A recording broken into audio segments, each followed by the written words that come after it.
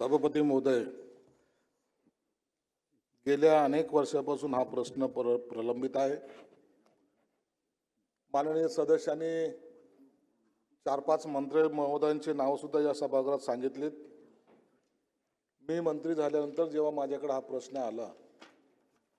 आलाच नाही, तर ज्या ज्या भागामध्ये मी काही कार्यक्रमासाठी गेलो त्या ठिकाणी या संस्थेचे 165 मधले जे काही कर्मचारी आहेत ते किती बाधित आहेत त्याची व्यथा मी त्या ठिकाणी ऐकलेले आहे.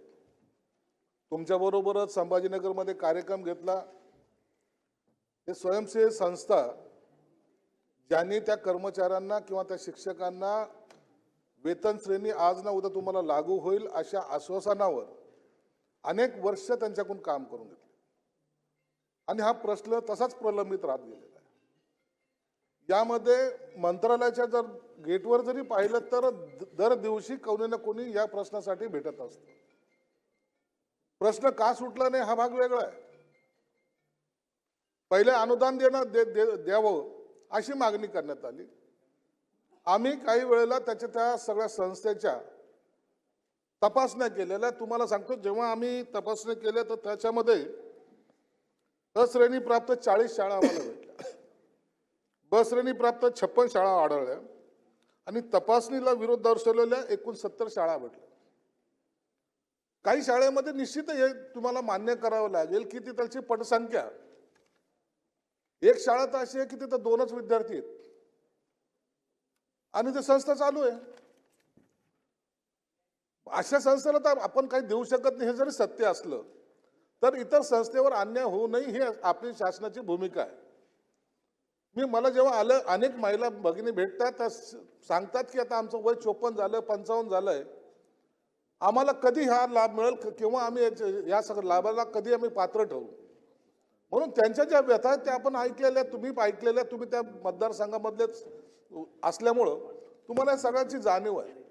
म्हणून आम्ही सुद्धा तुमच्या मार्फत तुम्ही जेव्हा पत्र देता किंवा इतर आमदारांनी, बहुतेक आमदारांनी ह्या बैठक घ्याव्यात असं आम्हाला सांगितलं होतं. त्या बैठका आम्ही घेतलेल्या. बैठका घेऊन फक्त बैठका घेऊन प्रश्न सुटलाय असं मी म्हणणार नाही, परंतु त्याच्यामध्ये आपल्याला मार्ग काय काढता येईल. जेव्हा हे चालू झाल्या होत्या संस्था त्या टायमाचं जर पाहिलं, या संस्था जेव्हा चालू झाल्या होत्या त्या टायमाला त्यांनी 98-99च्या ज्या संस्था आहेत त्याच्यापेक्षा राज्य शासनाने एकूण 322 आश्रमशाळाचा प्रस्ताव केंद्र शासनाकडे पाठवला होता.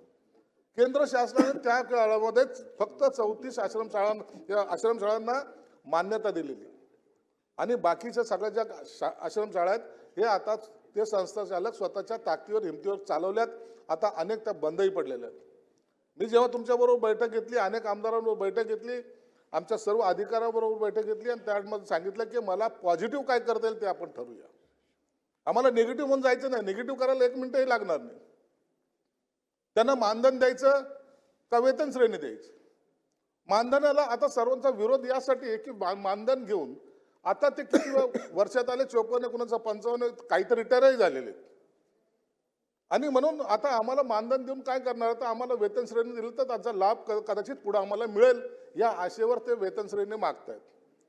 म्हणून आमच्या सचिव असेल, आमचे आयुक्त असतील, आमचे सर्व जे अधिकारी आहेत त्यांना आम्ही एक सांगितलेलं आहे, त्यांना सगळ्यांना सांगितलंय की आपल्याला पॉझिटिव्हली प्रस्ताव बनवायचा आहे. आपण आपली लाईन जी आहे तर आपण त्यांना ज्यांच्यामुळे यांना हा त्रास सहन करावा लागला त्यांना सोडून द्या, पण ज्यांनी त्रास सहन केला त्यांना त्यांच्यावर अन्याय होऊ नये ही भूमिका शासनाची असली पाहिजे. त्याची कारणं जर शोधायला गेली तर ते अनेक कारणं आपल्याला भेटतील. कुणी किती फसवलंय, कोणी कोणत्या बँकेच्या अकाउंटवरून पैसे घेतलेत. अरे तुम्हाला त्या वेतन श्रेणी मिळवण्यासाठी सुद्धा काही लोकांना पैसे द्यावे लागले आणि हे चाललंय, सर्रास चाललेलं आहे.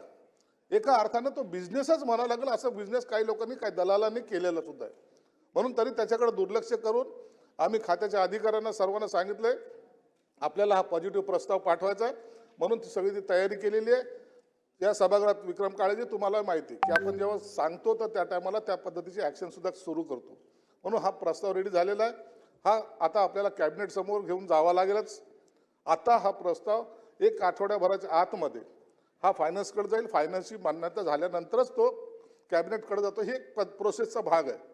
मी तुम्हालाही विनंती करतो, सरकार आणि माझा विभाग माझा विभाग यामध्ये सकारात्मक दृष्टीने पाहतोय. आम्हाला त्यांना वेतन श्रेणी द्यावं या मताचे आम्ही पण आहोत.